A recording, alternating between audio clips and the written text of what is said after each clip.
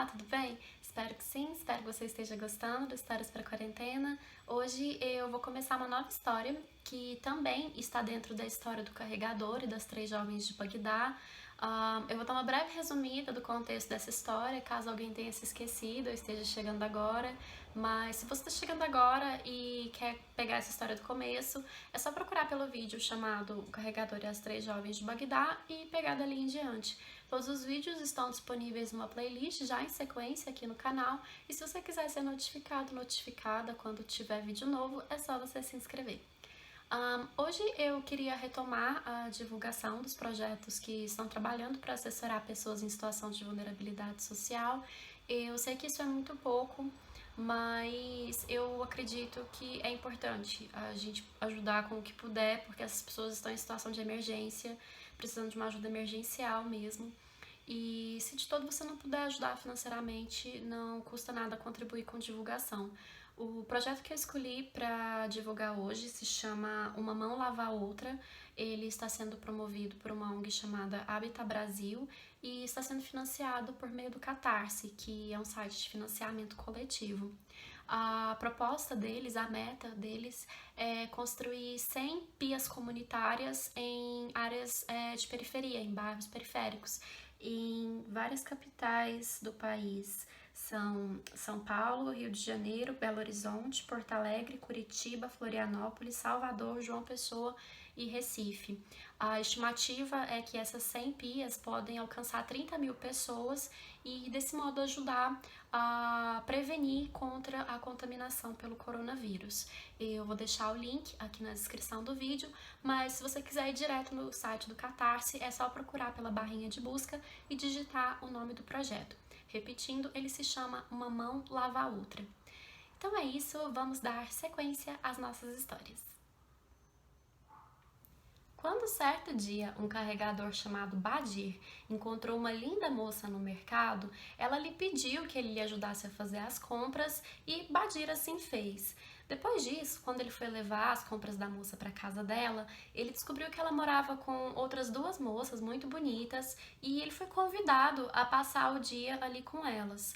E durante a noite eles decidiram fazer uma festa, mas logo que eles começaram a festa, chegaram ali 3 derviches caolhos que pediram para entrar e eles foram recebidos pelas moças.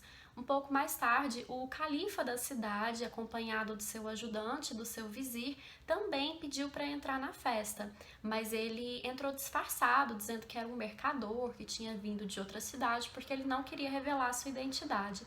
Mas todos os homens que foram convidados a entrar ali tiveram de jurar que não iriam fazer perguntas se eles testemunhassem alguma coisa estranha naquela casa durante a noite. E eles juraram que não iriam perguntar nada.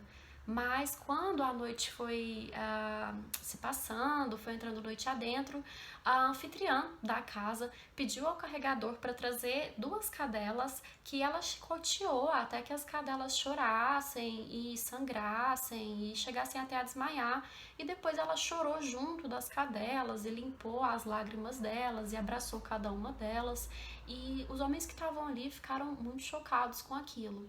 Mas logo depois, as outras 2 moças que moravam ali também fizeram um ritual muito estranho, em que uma delas tocava músicas para a outra e aqui estava ouvindo as músicas. Ao final de cada música, começava a gritar de dor e em seu corpo apareciam marcas de chicotadas e de ferimentos. Os homens, então, muito curiosos, não conseguiram se conter e pediram ao Badir para perguntar para a anfitriã da casa o que estava acontecendo ali. Mas quando ele perguntou, ela ficou muito furiosa, porque eles tinham quebrado o juramento de não fazer perguntas e chamou 7 escravos que imobilizaram os convidados e ficaram aguardando pela ordem de matá-los. Mas Badir então pediu pela sua vida, disse que tinha passado um dia muito agradável com elas e a anfitriã acabou se apiedando dele e o perdoou. Mas quando ela foi matar os derviches, o primeiro deles fez uma proposta de que cada um contasse a sua história e de que se ela gostasse das histórias, ela iria poupar as vidas deles. E assim foi feito. O primeiro derviche contou sua história e foi poupado. O segundo fez a mesma coisa e foi poupado. E quando o terceiro derviche terminou sua história, ele também foi poupado.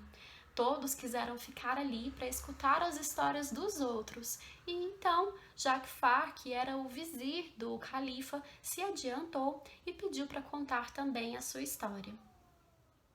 Quando Jafar pediu para contar a sua história, a anfitriã lhe respondeu: Sim, pode contar. Quero ver se você tem alguma história ainda mais surpreendente do que essas que eu acabei de ouvir. Mas antes que o vizir abrisse a boca, ele olhou para o califa, que lhe fez um gesto indicando que ele não deveria revelar a identidade deles. O vizir então suspirou e disse: Minha senhora, de fato eu não tenho nenhuma história mais surpreendente para contar. É como eu te disse, nós não passamos de simples mercadores que viemos a Bagdá para fazer negócios. E como nós tivemos muito sucesso nos nossos negócios, nós decidimos comemorar na casa do nosso cliente no fim do dia. E todos começaram a beber e a certa altura dois convidados começaram a discutir e começou uma briga. Então a polícia acabou indo para lá e prendeu alguns dos convidados, mas nós conseguimos fugir e viemos parar aqui. Eu lhe peço, por favor, nós só queremos voltar para as nossas famílias. A anfitriã então pensou bem e disse: Não, vocês quebraram a promessa que vocês fizeram a nós e agora terão de pagar com a própria vida.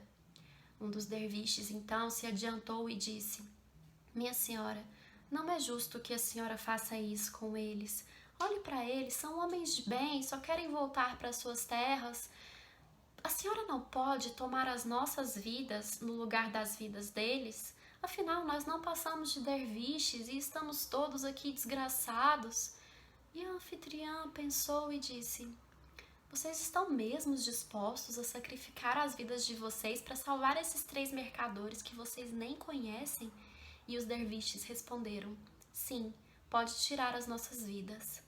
E a anfitriã, então, se compadecendo pela bondade que tinha visto ali, disse: Todos vocês estão perdoados. Podem ir para casa. Já está quase amanhecendo e acho que agora vocês podem voltar para os seus respectivos lares.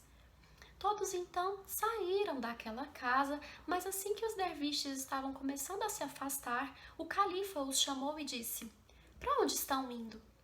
E os derviches responderam: Não sabemos, meu senhor. Vamos vagar por aí, quem sabe tentar conseguir uma ajuda do califa.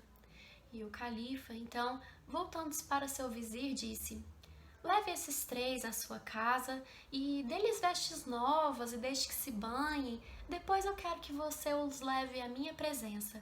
E leve também essas 3 moças, porque agora que elas vão estar na minha casa, eu quero saber qual é a história por trás dos rituais que nós presenciamos. E assim o vizir fez. Levou para sua própria casa os 3 derviches que haviam salvado a vida do califa, a sua e a do ajudante do califa, e lhes deu de comer e beber e deixou que se banhassem e lhes deu vestes novas.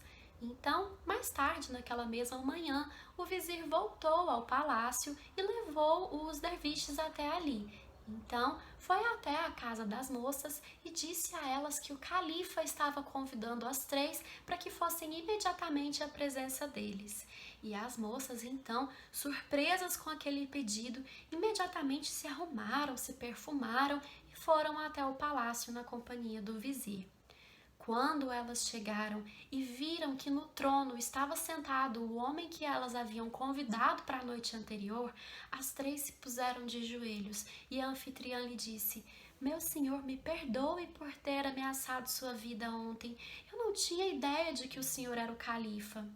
E o califa respondeu: Agora é a sua vez de me contar uma história.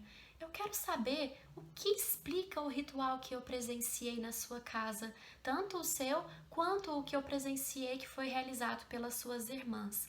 E se eu gostar da história, eu vou poupar a vida de vocês. A anfitriã, então, se adiantou e disse: Pois ouça bem, meu senhor. Neste momento, a Aurora alcançou Sherazade e ela parou de falar.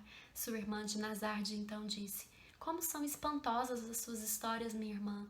E Sherazade respondeu: Isso não é nada perto do que eu tenho a contar na próxima noite. Isso é, se o rei me deixar viver. E o rei Shahryar, curioso para saber o que explicava aquele ritual tão estranho, decidiu conceder mais um dia de vida a Sherazade.